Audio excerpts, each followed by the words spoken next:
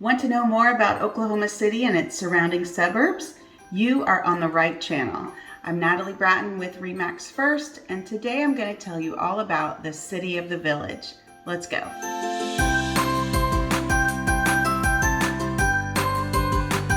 Hey everybody, today I want to tell you all about the City of the Village. It's one of my favorite suburbs for Oklahoma City. In fact, I lived there from 1999 to 2009, and in fact bought my first home in the village and still own it. The number one thing people love about the City of the Village is its prime location.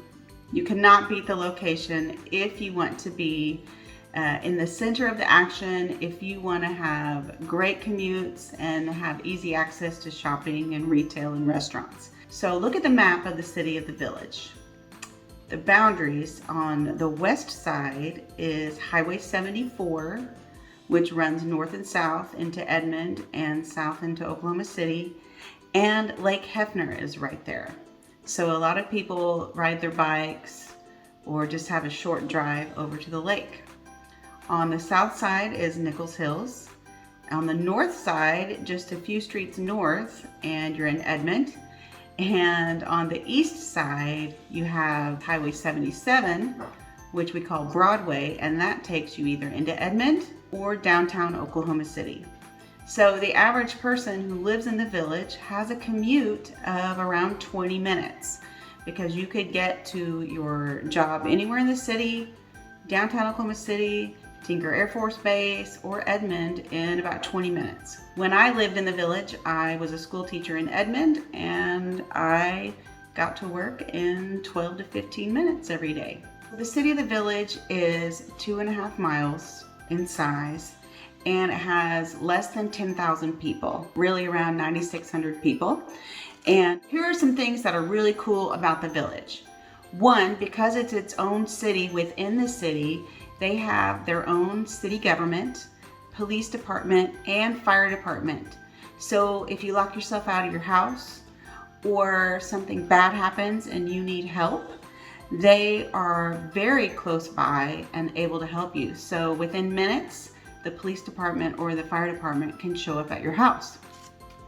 They have their own courthouse where if you needed to stop by and pay your bills or something, you could, because it's just right around the corner. They have their own post office, and they have their own library. The library in the village is pretty cool. Within the City of the Village, there are 8 parks. So anywhere throughout the housing areas, you're going to find plenty of parks with green space for playing or having a picnic. There's playgrounds, and there's a splash pad. So 8 parks within that 2.5 miles for you to go out and enjoy the sunshine. And then Lake Hefner is just a short distance away from there.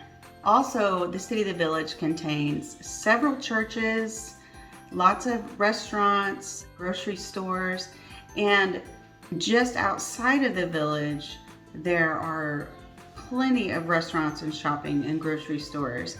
All along May and Penn are plenty of fitness centers. North Park Mall and Quail Springs Mall are just like 2 miles to the north. All the things you want to do are right there. So if you're one of those people that likes to have immediate access to things, the City of the Village is a great spot for you. The highest numbers for population are people in their 20s and 30s and people over 65. In fact, even though all ages live there, Niche.com says that the City of the Village is the #1 suburb for young professionals and the #1 suburb for retirees.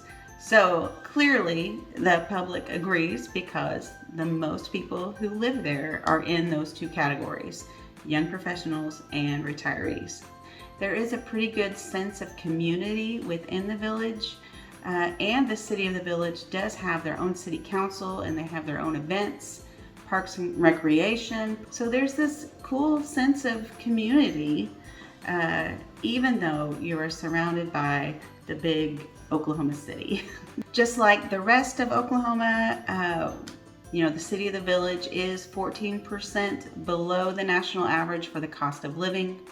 So, you know, if you're moving here from another state, chances are, even though we're dealing with inflation here, you're still going to be at a lower cost of living than where you currently live. The village is not best known for its schools. It is in Oklahoma City schools, and the elementary schools there are generally rated pretty well. There's big John Marshall High School nearby where a lot of the kids go to high school. There are also a few charter schools near the area and several private schools near there. Those are Crossings, McGinnis, Cassidy, and Heritage Hall, just to name a few of the private schools in that area. So lots of charter school and private school opportunities if you're not into Oklahoma City schools.